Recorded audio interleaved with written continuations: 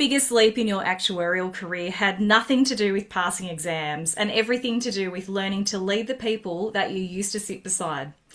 Joining us today is Cosimo Maiolo, a qualified actuary whose career has taken him from Sydney to London to Dublin and through just about every leadership challenge you can imagine along the way. He's one of our nominated Great Actuarial Leaders for 2026, and today he's here to share what he learned from the moments that tested him the most. We're going to cover a lot of ground, from what happens when your boss resigns 2 weeks into your first leadership role, to what moving overseas can teach you about leadership, to the performance conversation that could have been handled differently. So if you've ever wondered whether people skills matter as much as technical skills, and spoiler alert, they do, this one is for you. Cos, welcome to the show. Thank you so much, Julie, for having me. Because I think, the actuarial profession is so small, but we hadn't crossed paths before this podcast opportunity came up. And it was Adrian Carlosi who nominated you, and I put out the call on LinkedIn to who are the greatest actuarial leaders of 2026. And so when we sat down and had our first chat, I was surprised that we hadn't ever crossed paths, because it does feel like the profession's small here in Australia especially, but we just have kind of had parallel careers. Yeah, exactly. No, it was really great to have that initial chat as well, and get to know your path as well. Yeah, it's interesting where our actuarial careers can take us. And so I'm really looking forward to unpacking a couple of your more interesting stories from your career in today's conversation. So really looking forward to having this chat with you, Cos. And so Yeah. before we get into the topic of leadership, I'd like to ask you the question I ask all my guests, and it's this. Uh-huh. Cos, how do you use your actuarial superpowers to make a difference in the world? Yeah. I kind of think of all the ways that actuaries can and do make an impact. And I think for me, I feel it most in two ways. And I think the first one is effective translation. So I kind of used intentionally that word rather than communication, because I think for me, much of what we do as actuaries is we provide advice to others in order for them to make the best decision possible. And I think in order for people to trust that advice that you're giving them, the ability to translate the technical analysis you've done into concepts that are very easily understood is so crucial. And importantly, you've got to be able to explain it in a way that can be challenged and questioned. I found that people have a lot more buy-in if they've understood your work and can question it.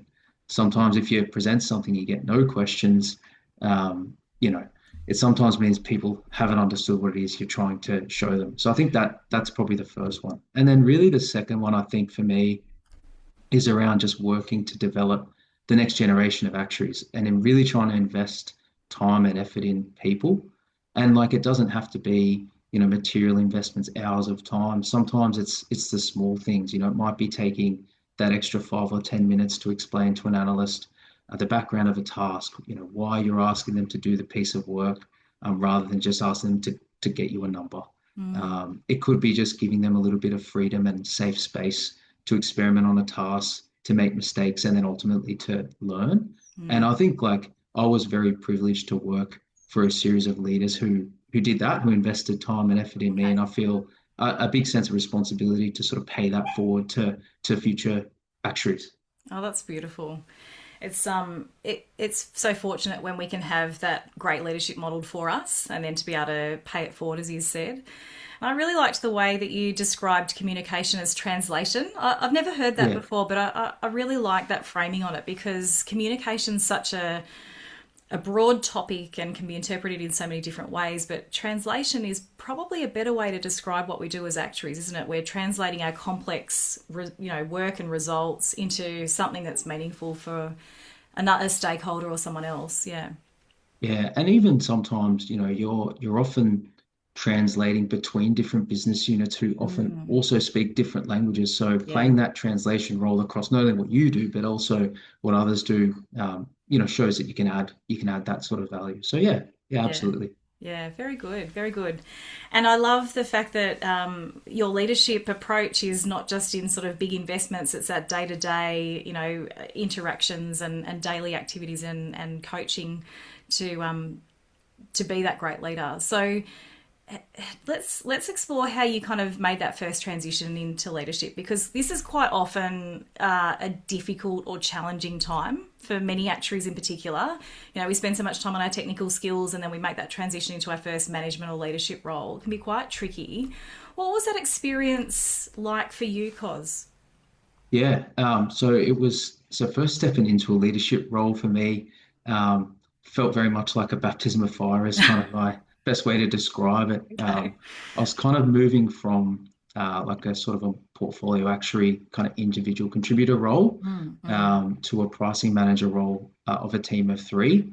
And a part of the dynamic of moving into that first leadership role was becoming the manager of a team of people who were your peers as well. Yes. So it's kind of that Yep. extra interesting dynamic.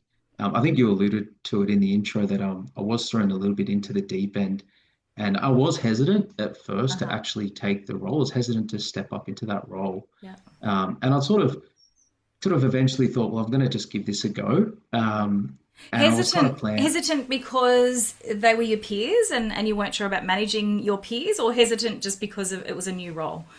It was a bit of both, yeah. Okay. It's certainly like hesitant to, go from, people that you'd socialize with, your peers, you might go and have a beer with, and it's very kind of challenging to then have to think, well, I'm going to have to kind of now become someone's manager, and then also, not having had the experience, just wondering, do I have it? Do I have what it takes? Can I be effective? Yeah. So yeah, it was a bit of both, really. Um, and so I sort of accepted the role, and then I was sort of thinking about how I could best build up, and I'd sort of plan to obviously do the practice and find my feet over time. And I had a manager who was very supportive, and he said, look, I'll be around. I'll be there to coach you. You won't be on your own. So I thought, oh, this will be okay. This will be fine. But obviously, like as any in any business, circumstances can change. And just a couple of weeks after I'd sort of started the role, my boss, moved to another organization because he had a great opportunity come up, and it left me feeling a little bit overwhelmed and responsible for quite a significant team. And really, like at that point, I just kind of thought, well, I'm just going to have to embrace this challenge. Yep. um, it was also kind of contextually a very difficult time in the group insurance market, not dissimilar to what it is like today from what I have heard, though I'm not as close to life insurance anymore, but very adverse TPD claims experience, large premium rate increases were being applied across the market. And obviously like that was kind of challenging because it was stretching, and meaning our internal stakeholder relationships were also quite challenging. Imagine telling one of your relationship managers that the premium for one of their clients needed to go up 100%.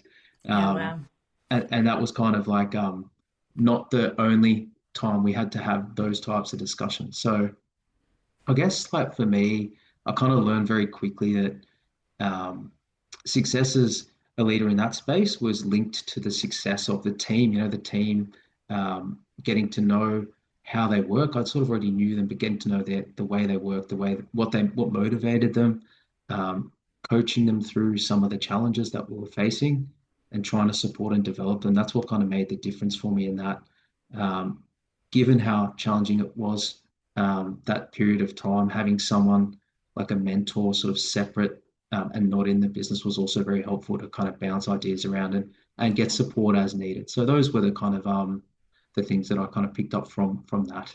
Yeah, okay. It certainly sounds like it was a baptism of fire, Cos, because you not only did you have the challenge of managing your peers, you're managing for the first time, your own manager, went somewhere else, and then you've got the commercial challenges across the business as well, having to communicate or translate some Yeah. of that across different with different stakeholders. So it would have been a vertical learning curve for you. You mentioned having a mentor outside the business. How did you go about seeking that?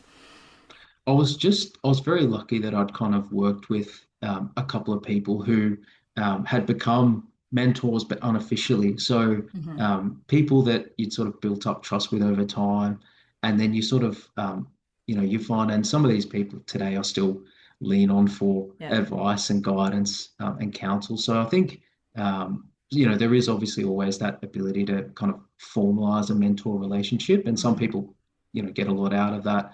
Yep. I've kind of had a little bit more. I found sometimes developing a friendship with someone who you've worked with for a period of time, and then maintaining that over a period can be quite helpful as well. They Yep. know you, they've seen you develop from an Mm. analyst, and they've seen your career, so they can often give you, you know, they sort of know you very well. So Yeah. that's what Yeah. I have found helpful for me anyway. Yeah, yeah, yeah, that's good. They can give you that kind of tailored advice, not just sort of generic ideas or That's right. yeah, they sort of know what might work for you. Yeah. It's Exactly. so helpful and so powerful to have that. Yeah. Yeah, okay. So really interesting transition for you and clearly you've gone from strength to strength, but learnt a lot from that first leadership experience. So I guess the lesson there for people finding it difficult is that, there's still just a lot to learn and getting support for that can be really powerful to help you be successful in that transition. Yeah, absolutely. Yeah. Yeah. And I think like also just embracing opportunities when they come up, Mm. you sort of, early in your career, you're sort of young and you think, there might be lots of opportunities, but often like opportunities don't come up all that often. So embracing them when they do, saying yes. Say yes. You can't, well, my kind of view is it's very hard to prepare Mm. um, to be a leader. Mm. But I think if you find enjoyment in that sort of developing people, seeing them grow, it's very self-satisfying anyway. Mm. So Mm. yeah, I think that's probably the other lesson I took from that opportunity. I was kind of really hesitant, but it turned out to be a great move. And so yeah, that was Yeah. the other thing I took from it as well. Yeah. Okay. So speaking of moves, like many actuaries, except for me, so I'm always fascinated by these stories. You've moved and worked overseas for a period of time, Cos. What did that experience teach you about leadership? Yeah, and it was a great experience, and I think like it was kind of after I'd spent that a few years sort of managing a team, I sort of made that call to move overseas, and it was really it wasn't for me a career move. It was very much a move I wanted to do personally. I really Okay. wanted to live in I wanted to live in London, and I thought I'd better find a way to support myself whilst doing so. Um, Yep. so so I sort of left the role in Sydney, moved over to London. Yep. I didn't have a job secured, so I just sort of took that leap and thought I'll give it a go. Mm. It did take a while to find a role, about 4 months of searching, Wow. and I did eventually, yeah, find a role working for Swiss Re in London, Mhm. which was a cool experience. They're sort of based out of the Gherkin, which is kind of a famous London landmark. So it was a cool place to land. Okay. Um, and I think, look, even it's one of those things when you move overseas. I don't think people fully prepare you for it, but even though I'd had experience managing a team for a few years, also qualified actuary. You move into a new country. I didn't have knowledge of the UK life insurance market, and so Mm. when you're looking for roles, you have to kind of realize that you may have to take a step back to get your foot in the door.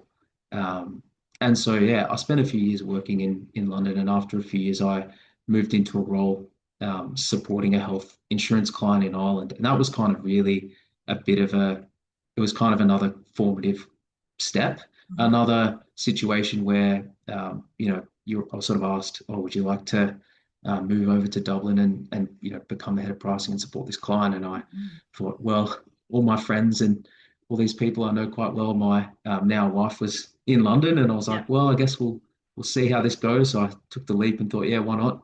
Yep. And it Yep. was You said yes. I said yes, tried to say yes again. Yep. And I was working closely with a client who had an internal product and pricing team. So they were the distributor Hmm. and we were the underwriter.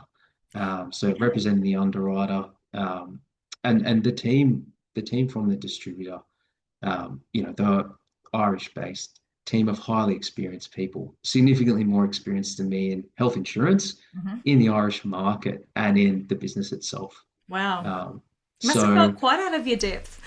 oh, incredibly, like yes, and I did, and I think it's really delicate because you're in a role like that when you're sort of seen as the underwriting expert internally. Mm. But when you're working with the distributor, you're not quite the expert at the start. You've got to No. get to know the business. And really, your success, like the success in that role, depends on working closely with and building credibility with that team. Mm. Um, So how did the how ability. did you do that? How did you build credibility? Yeah, it was really tough. Like at first, it was just I spent a lot of time listening, just Uh-huh. trying to understand how they worked, trying to understand some of the challenges, and we looked for kind of opportunities where we could um, where they were facing a problem, and we just looked for an opportunity to build something that could help them solve that problem. Okay. And it Yep. was kind of something that was very innocuous to start off with. It was like they had, something like 110 products, because health insurance is all about kind of managing your risk through product design, because Mm-hmm. pricing is a little bit more limited. Yep. So it had about 110 products, and then there were some issues around a product. When you wanted to launch a new product, you had to be very careful to make sure that it sat correctly within a hierarchy. Uh-huh.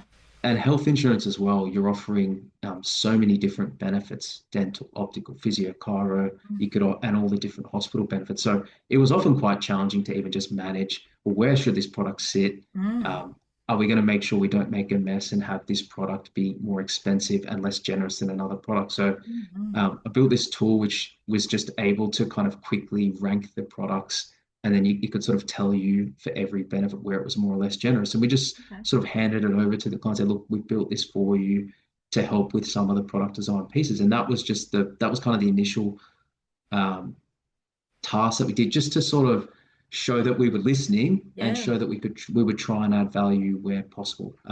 And that Set was kind value. of the start. So yeah, Mm. that was kind of that was kind of what I did. And really, like, yeah, you have to, like, at that point, you have to spend time learning about the business, building relationships, like I say, looking for what opportunities there were to add value. And then over time, you become more influential because you've been able to solve problems that people are facing. Yep. Um, and really, like a leadership experience, which I got so much out of, because it was really humbling to sort of have to sort of take a step back Mm. and learn a lot from scratch. But ultimately, again, another, like, a very fulfilling experience that I was able to have. And really, I think the biggest lesson, to summarize, really what I got out of that, is just how important humility is as a skill for a leader.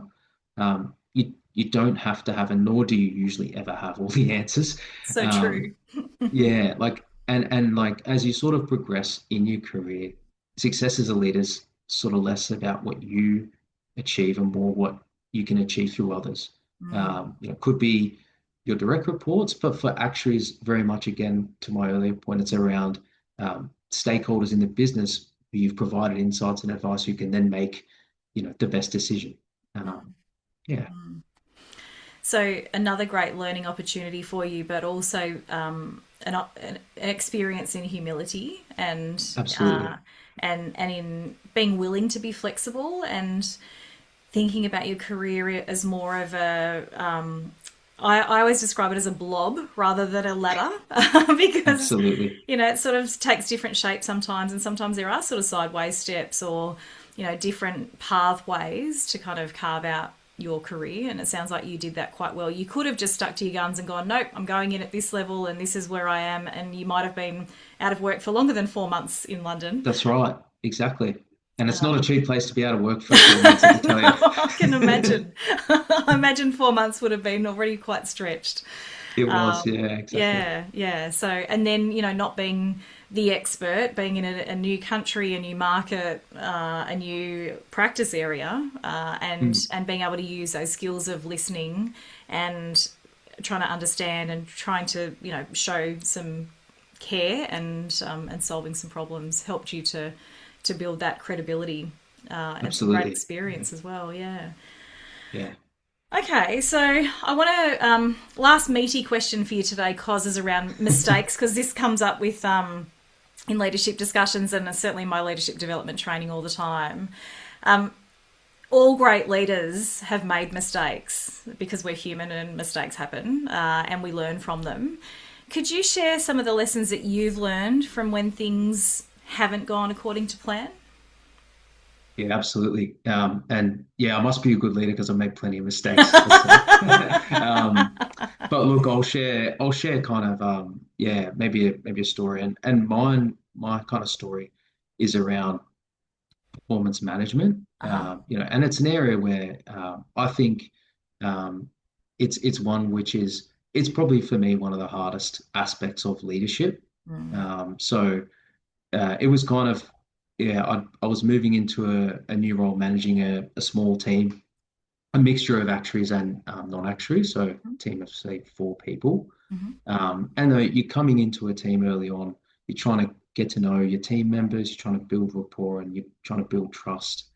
And I kind of noticed early on in the time that there was some issues with one of the team members around just attention to detail, lack of sort of checking and Mm-hmm. verifying data, um, and it sort of ended up in a few issues, like tasks needing to be redone, reports that we'd issued to the business needing to be reissued. So trust from the internal customers that we had was kind of being impacted. Mm-hmm. Um, you're sort of trying to give, and then so I thought I'll give some feedback to this person. So you give feedback and say, oh, like the next time, let's look to improve this, or it was good we got that done, but here were a few things where we could have improved. Yeah. So you're So trying to make I it kind of constructive. you're trying to make it constructive, Yeah. exactly, and I gave what I thought was kind of quite concrete feedback around some of those issues, probably 4 or 5 times throughout Mm-hmm. the year. And it Wow. kind of came, yeah, and it sort of came time to do the sort of usual annual performance review discussion. Mm-hmm. And I'd asked this person to sort of reflect on their performance during the year and what they performed well. Mm. And they kind of said, oh yeah, I've had a really great year, and they'd asked, oh, like, is there a pathway to promotion in the Yeah, next like wow. this? And so I sort of took from that, you know, the feedback that I was giving to this particular person was not, it wasn't kind of direct enough. And sometimes you feel as a leader that you need to give, or some people feel, I need to give kind of feedback that's sort of a bit softer. Mm-hmm. Um, but I've found in the past, regular, honest, direct feedback is so critical. And I think like, and I think it's becoming a bit less fashionable, but I remember when I first started as a leader, there was always the compliment sandwich, you give someone something good, then a little bit of feedback, and then you finish on a positive. But I kind of find that that's just not effective at all because Mm. I think now I take the view when I'm having a performance discussion, it's dedicated to whatever the issues are, Mm. exploring them. I give the person the chance to give their reflection first. I reflect on my, like I give my reflections, and Yeah. and I kind of often will use fairly unequivocal language, Okay. language to the effect of, your performance on this task fell short of expectation. Yeah. Okay. Um, and I think like it's really important because I think when people are given feedback, um, let's say critical feedback, sometimes they soften it in their head what the feedback was. And Mm. so really you've got to make sure I've kind of been really intentional about making sure that the message doesn't get lost. Mm. Um, I think like, and that's been like that's been a big lesson for me, honestly. But I think the other aspect of performance discussions and managing the performance of a team, you've got a team of people. If you've got one person who you can observe as the leader is not performing, you can bet that all of your other direct reports and people in your team can also observe that. Mm. And Mm. if they don't see that performance or those performance issues being addressed, it's almost worse because it impacts the whole team. Mm. And I always kind of look at the trade-off of, well, how's it going to affect the rest of the team versus how awkward is this discussion that Yeah. I'm going to have with this person Yeah. around addressing that? Yeah. And I don't, and the other kind of lesson I've learned is no one is comfortable having these discussions. They're not comfortable discussions. We're humans. Mm. We don't enjoy this. No. So yeah, so I kind of think sometimes when it comes to performance feedback, just it feels like something that you can kick down the road because Mm. it's not Mm. comfortable, but Mm. it often has bigger impacts that that just need to be addressed earlier. So that for me really is just that was a Yeah. lesson, and I continue to learn that lesson almost all the time, honestly. There's so much in that story, Cos, so much in there about performance management, because as you said, it's not just about the person that you need to give the feedback to, it's actually about the whole team. Yeah, And if you don't address that performance issue, it can contribute to lower morale across the team. People are feeling like they're not valued, or they're having to work harder to pick up the slack. They're wondering why you as the leader is not doing anything about it. exactly. And so, yeah, it's an interesting dimension to think about, because in my experience as a coach, I've seen a lot of actuaries, and I know I fell into this trap myself early on too, a bit avoidant when it comes to that. It's Absolutely. not wanting to have that conversation, hoping it'll sort itself out, questioning whether or not Exactly. you're in the right place to pull up that kind of perhaps to have that conversation, or whether it's just their different style or whatever. But most of the time, having that conversation will pay off well if it It does. lands. Exactly. Yeah. Exactly. And I think, and maybe the other kind of thing which is useful is like, practice, right? So I think we always kind of have thought of, feedback as we wait till the performance review, or we kind of, we might do Mm-hmm. it once or twice during the year. But I think looking for opportunities to provide that feedback regularly Mm. can help, because you get the practice of giving the feedback to someone. They Yeah. get the practice of knowing that they'll receive it, they Yeah. can adapt, and the feedback positive, it can be positive or it can be Yeah. constructive, but just having that regular feedback is really important for your people. Even thinking about yourself, like, even for you when you're working, sometimes you think, well, it'd be good to know if I'm doing well or I'm not doing well. Yeah. So it's, Yeah. you've got to think about how your people would feel about that as well. Exactly, exactly. And I like that framing that, we need to give positive feedback as well as constructive feedback.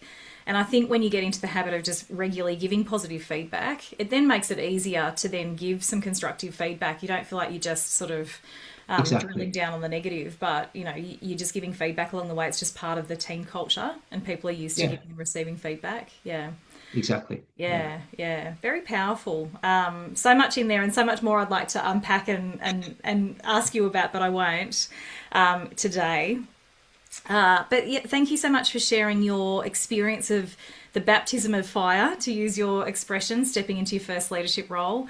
What you learned about humility and listening, and about leadership more broadly when you moved overseas to work in different countries, and then the importance of giving direct and regular feedback, and the ripple effect that can have, not just for that person but for your whole team.